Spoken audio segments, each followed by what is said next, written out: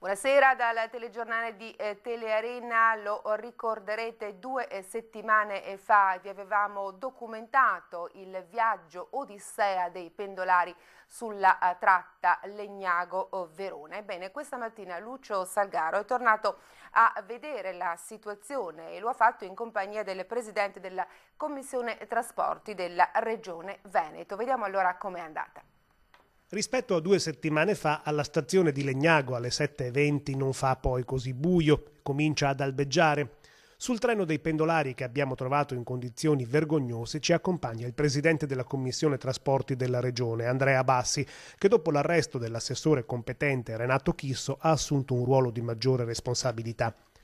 Come annunciato dai cartelli elettronici, anche questa mattina il convoglio che arriva da Rovigo è in ritardo. Ma la sorpresa è all'arrivo della motrice, un mezzo nuovissimo, pulito e ben climatizzato.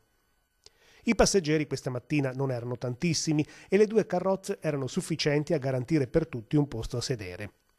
Bassi, che grazie ai social è in contatto con alcuni dei pendolari, ha voluto incontrare il gruppo che per primo ha denunciato le inefficienze della linea, che da quando è gestita da sistemi territoriali per conto di Trenitalia ha visto uno scadimento del servizio. Oggi sì è un regalo, come al solito comunque anche se c'è il bel treno c'è il ritardo. A volte è difficile giustificare sempre comunque un ritardo sistematico, anche i nostri responsabili d'ufficio, non è simpatico e la cosa si protrae da sempre, cioè da dicembre sicuramente sì. Il giorno in cui è arrivato il secondo tabellone, una volta. Più o meno tutti i giorni 10 minuti, oggi 20, ieri 32, vediamo insomma, i prossimi giorni cosa ci riserveranno. Il confronto con il consigliere regionale è proseguito anche giù dal treno, nella stazione di Porta Nuova.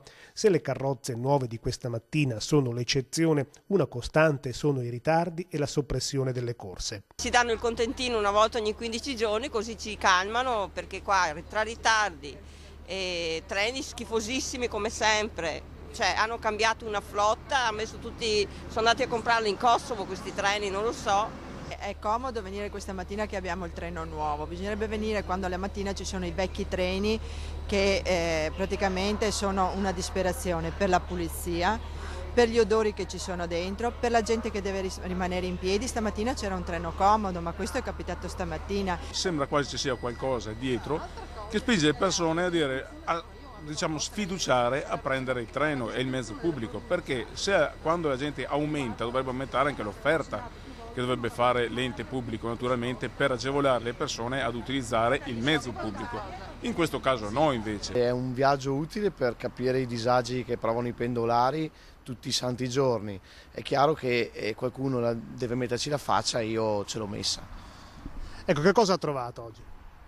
Sicuramente il treno era in buone condizioni, ma ahimè mi dicono che non sia sempre così e su questo cercheremo di verificare, ma tante volte dipende anche dalla turnazione dei mezzi che come sempre nell'ora di punta sono molto limitati. Sicuramente il ritardo è una cosa su cui si deve lavorare, 20 minuti non sono accettabili soprattutto per chi deve andare a lavorare. Ecco, come è rimasto con i pendolari?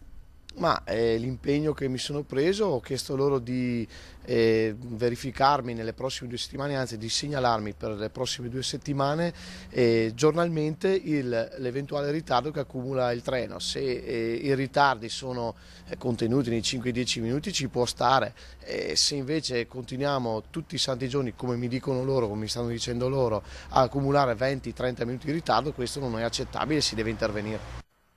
Veniamo adesso alla pagina